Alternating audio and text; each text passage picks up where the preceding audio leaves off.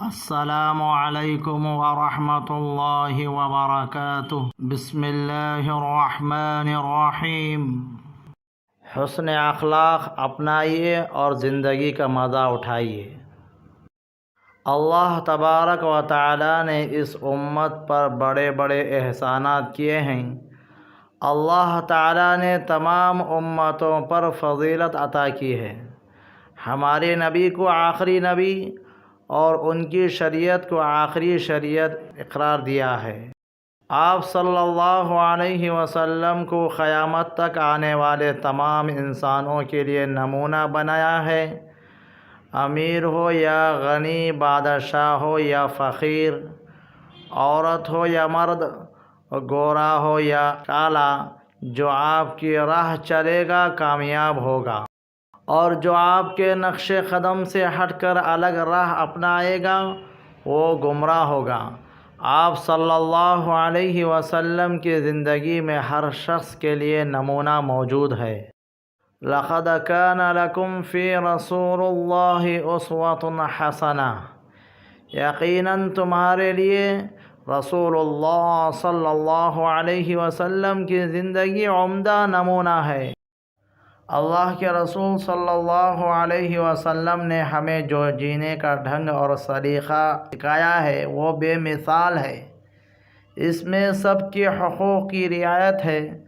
آپ صلی اللہ علیہ وسلم کے طریقے اور آپ کے اخلاق و کردار کو اپنا کر دنیا کی زندگی بھی سدھرتی ہے اور آخرت بھی بنتی ہے۔ اور قرآن میں موجود ہے وَإِنَّكَ لَعَلَىٰ خُلُقٍ عَظِيمٍ، بے شک آپ بہت بڑا عمدہ اخلاق پر ہے۔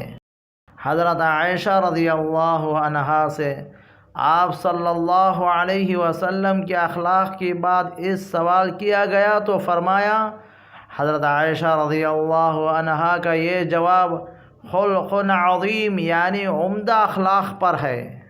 یہ آپ کے اخلاق اور ہر ایک سے حسن سلوک ہی کا نتیجہ تھا۔ دشمن دوست بن گئے، خون کے پیاسے جان نثار بن گئے۔ غیروں نے تعصب کی بنا پر کہہ دیا کہ اسلام تلوار کے زور سے پھیلا ہے، مگر تاریخ کے اوراق گواہ ہیں کہ اسلام تلوار کے زور سے نہیں بلکہ حسن اخلاق ہی سے پھیلا ہے۔ قرآن و حدیث میں حسن اخلاق کی بڑی فضیلت آئی ہے۔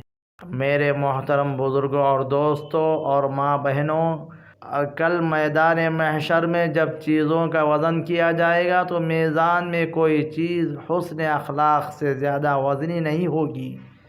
اس لیے ضرورت ہے کہ حسن اخلاق کو مضبوطی سے پکڑ لیں۔ اعتقاد میں، عبادات میں، معاملات میں اور معاشرات میں۔ غرض یہ ہے کہ ہر دینی و دنیاوی چیزوں میں حسن اخلاق کا مظاہرہ کرے۔ ایک حدیث میں آتا ہے کہ اپنے حسن اخلاق کے ذریعے ہمیشہ رات کو نماز پڑھنے والے اور ہمیشہ دین کو روزہ رکھنے والے کا مرتبہ پا لیتا ہے۔ دنیا کی بھلائی یہ ہے کہ جو آدمی حسن اخلاق سے پیش آتا ہے تو سب لوگ اس سے محبت کرتے ہیں، اور آخرت کی بھلائی یہ ہے کہ اللہ کے یہاں اجر عظیم کا مستحق ہوتا ہے۔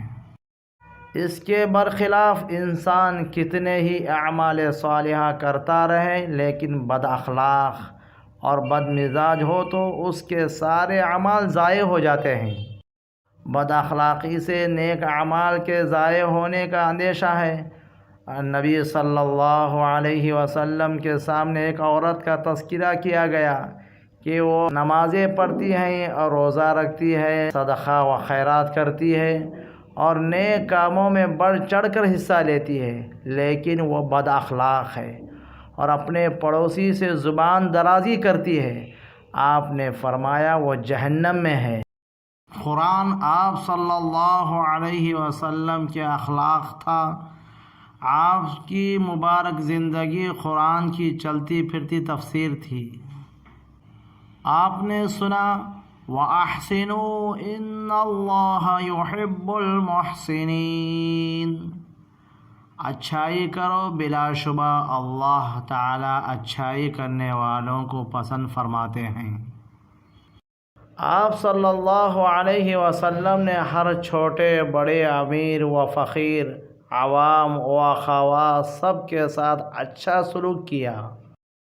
آپ صلی اللہ علیہ وسلم نے قرآن میں سنا، فَاعْفُوا وَاصْفَحُوا، پس معاف کر دو اور درگزر کرو۔ آپ نے معاف کیا اور درگزر سے کام لیا۔ جب آپ کے کانوں میں آواز آئی، وَقُولُوا لِلنَّاسِ حُسْنًا، اور لوگوں سے اچھی بات کہو، تو آپ نے اپنی گفتگو میں بہترین الفاظ استعمال کیے۔